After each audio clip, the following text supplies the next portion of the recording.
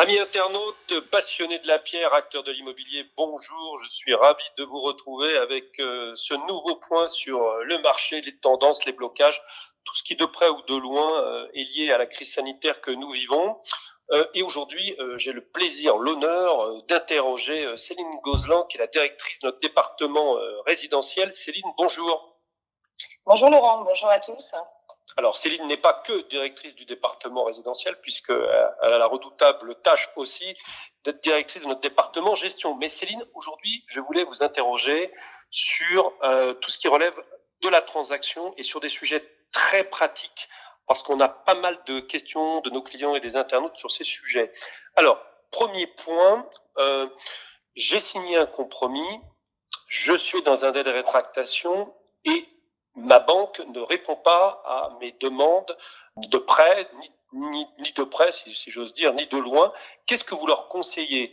Est-ce qu'il faut mettre un terme à cette transaction, ou malgré cela, il ne faut pas paniquer et poursuivre dans la demande de financement? Alors, il faut savoir que l'ordonnance du 25 mars 2020 a des conséquences sur les transactions immobilières et notamment sur les délais. Donc en fait, tous les délais échus pendant la période d'urgence sanitaire sont suspendus et prolongés après la fin de l'état d'urgence. Donc par exemple, si vous êtes dans votre délai SRU, en fait, le délai de rétractation, s'il se termine pendant la période juridiquement protégée, ce délai de 10 jours est reporté à compter du 24 juin. Donc en fait, l'acquéreur pourra parfaitement envoyer sa rétractation jusqu'au 3 juillet.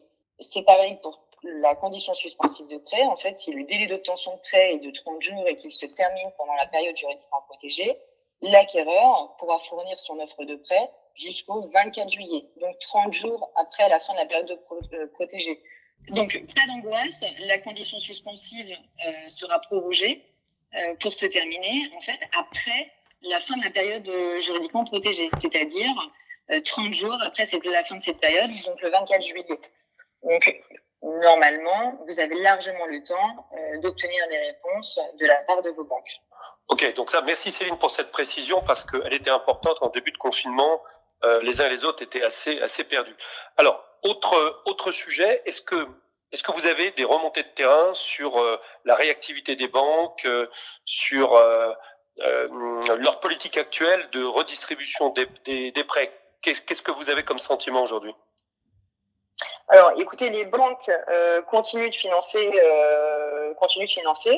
Donc, c'est vrai que là, elles gèrent tous les dossiers finalement avant confinement. Et je pense qu'elles seront effectivement prêtes pour réattaquer tous les nouveaux dossiers en cours qui datent du début du délai du confinement. Alors, on va prendre un autre exemple qui est celui d'un particulier aujourd'hui confiné, qui est au chômage partiel et qui avait, avant le confinement, une envie d'achat d'un bien immobilier. Est-ce que vous lui conseilleriez de poursuivre ses recherches, et dans ce cas de figure, comment, ou au contraire de reporter son acte d'achat pour des jours meilleurs? Écoutez, je pense que tous les acquéreurs devraient poursuivre leur recherche de biens. C'est vrai que c'est le bon moment pour contacter des agences qui sont en télétravail pour effectivement donner le détail de leur recherche. Maintenant, c'est vrai que les visites ne sont pas possibles, donc on peut éventuellement organiser des visites virtuelles. Et ensuite, je pense qu'effectivement, de toutes les façons, il est possible de signer des promesses et des actes authentiques d'ailleurs, par le biais des signatures électroniques. Donc, il n'y a pas de raison de stopper ces recherches aujourd'hui.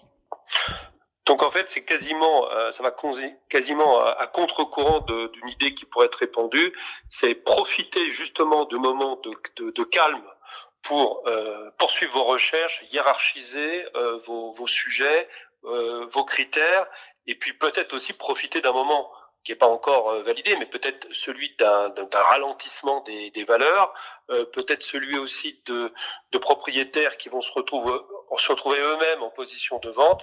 Donc pour vous, au contraire, les vents sont plutôt favorables à la recherche de biens.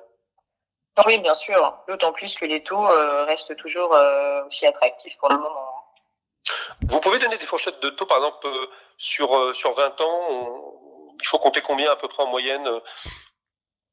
Écoutez, globalement, en tout cas sur les dernières offres de prêt que l'on a vu passer, sur 20 ans, les taux sont entre 1,05 et 1,15 sans aucun problème. D'accord, donc les banques suivent. Céline, merci pour ce premier tour d'horizon.